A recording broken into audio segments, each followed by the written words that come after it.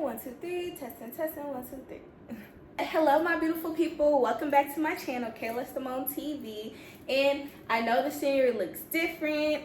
I am going to have a life update come for y'all. Currently, I'm in college, blah, blah, blah. I'm about to graduate. Then afterwards, I'm going to school again. It's a whole other thing. But we're not here to talk about that. This is definitely a filler because I forgot to say in the video. But we are definitely talking about self-improvement. Self-improvement, y'all. Some people, as we heal, we grow up and we go through some type of trauma in our childhood. No matter if it was the least to the least or the most to the most or the worst to the worst or to the greatest. However it is. And that person as our child, us as a child, that is our purest form. That's who we are. That's how we came into this earth. And then as you go through, for example, school systems, people, relationships, humans, all that type of stuff, it starts to affect you. It starts to, get on you. You start to change. You start to adapt. And sometimes, yeah, that's a good thing. It could be, but it's also not really that good because you start to lose yourself a little bit throughout the process, and you don't want to lose yourself throughout the process. This is why I say it's very important to still do childhood things, stick to your childlike self, because I really believe that's your purest form. Never stay anywhere that you're overqualified for. If you're overqualified for in any section, in any area, this can go with friendships, this can go with situationships, this can go with relationships, this can go even with family. Never stay anywhere you're overqualified. And by this as well is, if you're overqualified and everyone around you is treating you like you're underqualified, heck no.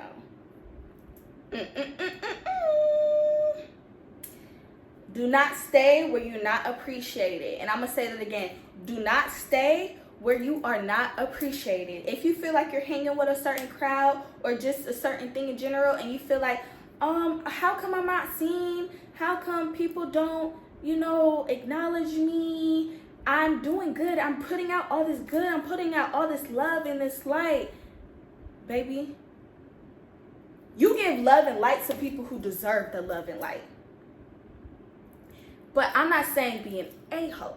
This is what I'm saying. If I'm going into a place, my first reaction, since I'm a person who likes to spread love, I'm naturally a lover. Hi, how are you doing? Da-da-da, yes, I'm giving you that good energy back. I'm giving you the good energy. I'm giving you more.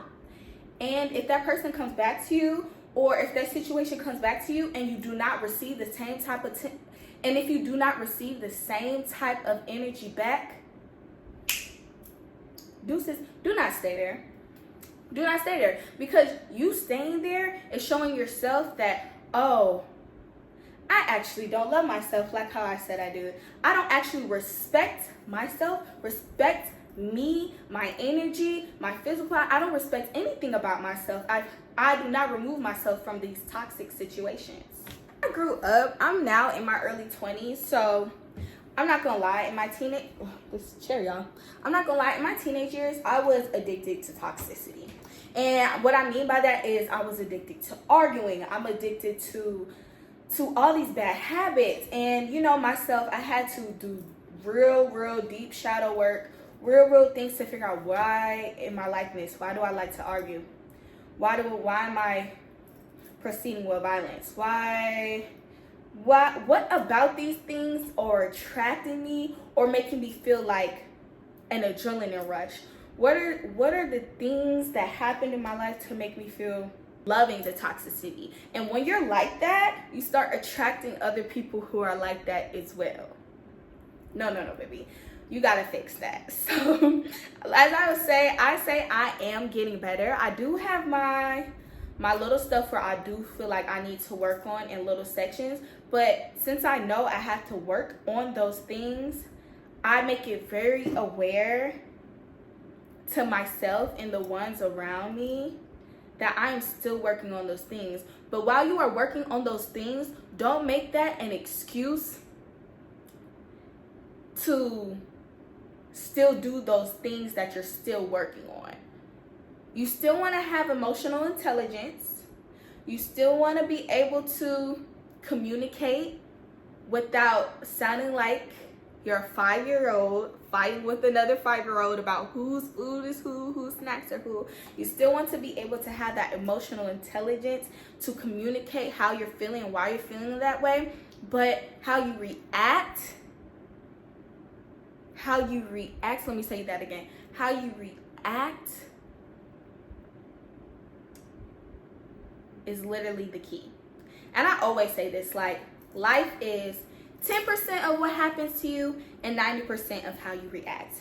If you decide to see the clouds in the sky, that's all you're gonna see. For example, I did this, someone taught me this tactic. What is all the red in the room? You look for all the red. Where's all the pink in the room? You look for all the pink. Where's all the gray in the room? You look for all the gray. And it's crazy because if there's a color you haven't seen or wasn't paying attention to, once you are told to look for that certain color, you start seeing more and more of that color. Take that as life and life. You are what you pay attention to. You are what you pay attention to.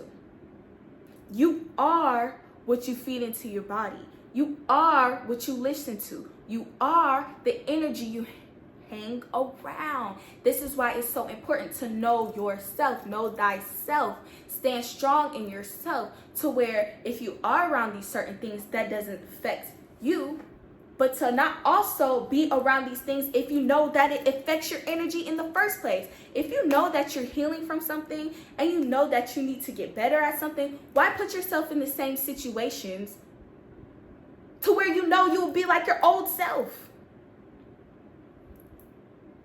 But even going a step farther for yourself. And when I mean like going a step farther for yourself, like for example, oh, I really love, but still be money smart, y'all. Still budget correctly. But even it could be material, or it can be something that's not material. For example, like if I'm out in nature, oh my gosh, I really, really, really love this flower. Like, wow. And I'm so fascinated by the flower. Go a step incher. Okay, I really like this flower. Let me look up this flower. What does this flower represent? Oh my gosh, I really love this shirt. But nah, I'm not gonna get it. No, get it. Take care of yourself. Self-improvement is also putting yourself first and taking that extra inch to take care of yourself. Because I don't know if you guys are this type of person, but I'm sort of this type of person. If a person I like or love or just have very, very mutual things with, I'm a giver. I love to give gifts. So I'm like, okay, here's a gift. But with my own self, when I shop sometimes and I'm like, oh, this is real cute, I won't even get it for myself. Like, I'll be like, okay, I'll wait till tomorrow. Okay, I'll wait till, the another holidays or something like that. Oh, I'll wait till, I have this amount of money, blah, blah, blah. And I'm just like, but for other people, I would just go ahead and get it. I'll figure it out. And I'm just like, why am I figuring it out for other people, but I'm not figuring it out for me? And I was like, wait. Going a step incher for myself is something I've always should have been doing. Going a step incher for yourself is the normal. Duh. A little off that direction, sorry y'all. When I have thoughts and I just want to say stuff, it just comes out. But yeah, since when I was going back into hygiene, for example, when you look good, you feel good. I've been going back into the gym. Woo! And I've been doing like more cardio and just more things, even if I'm in the shower, I do extra stuff in the shower. I do extra with my face routine. I do extra with getting my nails done. They ain't done right now, but I'm going to go get a refill and then done, so don't worry about that. Don't worry about that. I do extra stuff to make me feel good, to make me smell good, because when you feel good and you look good, you can improve better in other aspects in your life, because now you have the confidence, boo. Now you have the confidence. You have the confidence to be like, I know I don't want that. This is what I want. I'm not doing that. Keep that energy over here. I'm over here. It helps you stay grounded in yourself. Confidence is the number one thing. And I always say this. I don't know if it's because my big 3 is Leo, but confidence is so important in self-improvement. It's super important in self-improvement. And I'm not talking about like that fake confidence. Oh, fake it till you make it. Yeah, I get that. But you want to internally have that confidence as well. Because when you state what you state, it's with the purpose. When you walk in the room, it's with the purpose. When you look at someone right in their eye and you telling them something, it's with the purpose. Confidence gives you that purpose. It helps you lead on that purpose that you are here to give in the world. So don't let no one, and I mean no one, mess with your confidence, baby. Because at the end of the day, no one got what you got. No one is you. And I always state this in my other videos, but confidence is the main source to self-improvement. One of the main sources to self-improvement. And I don't care what no one say. That's what it is, baby. It's not, okay, so now we talked about the physical aspect of making yourself feel better, but also the internal aspect. Sit with yourself. Some days you don't have to go out to the club. Some days, I'm not a mother, but, and I know mothers tend to do this because, you know, you're a mother, you have a responsibility. Even if, like, get some time away from those kids. Make sure you're still giving yourself solo days.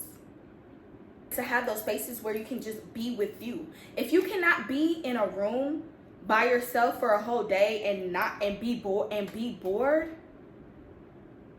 and you're bored, you're like, oh, I'm so bored by myself, then you don't know yourself enough. Then you haven't learned to do new things.